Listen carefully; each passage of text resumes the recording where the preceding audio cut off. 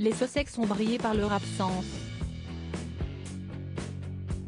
Comme on pouvait s'y attendre, ni le prince Harry ni Meghan Markle n'ont fait le voyage en Angleterre pour assister au service en hommage au prince Philippe.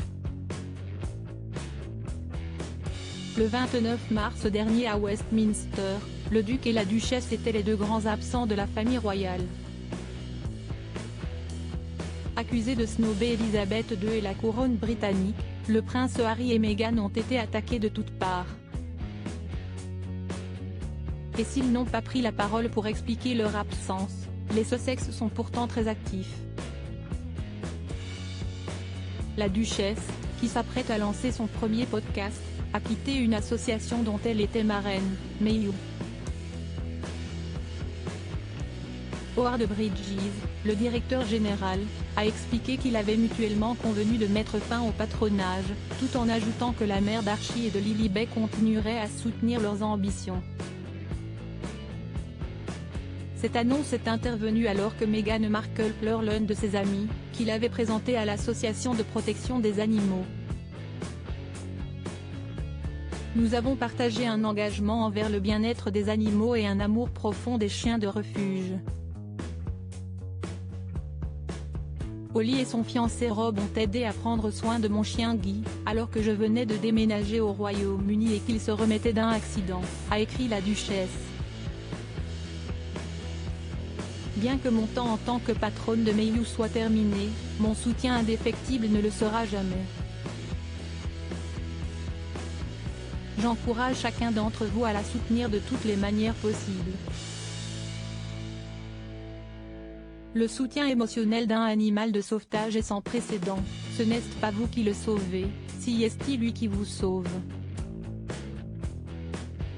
Une déclaration saluée, alors que Meghan Markle et le prince Harry se tairaient dans le silence depuis l'hommage au prince Philippe, auquel ils n'ont pas assisté par crainte pour leur sécurité.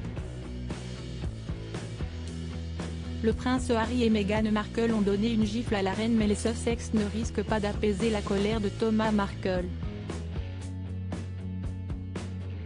Une fois n'est pas coutume en effet, le père de la duchesse s'est violemment payé le couple, dont il ne comprend pas l'absence à Westminster. Assister, respecter et donner la grâce de Dieu au prince Philippe pour toute une vie de service était très important pour la reine, et que ne se présente pas. C'était comme une gifle pour elle. C'est impardonnable. Le peuple britannique ne leur pardonnera pas cela, et il ne devrait pas, a-t-il lâché. Mais Harry assume cette décision, même s'il était particulièrement proche de son grand-père. Malgré ses relations tendues avec la couronne britannique, il avait d'ailleurs fait le voyage pour assister à ses funérailles. On se souviendra de lui comme du plus ancien époux régnant d'une reine, comme d'un militaire décoré, d'un prince et d'un duc, réagissait-il. Mais pour moi, il était mon grand-père, maître du barbecue, légende des plaisanteries et effronté jusqu'à son dernier souffle. Loading widget.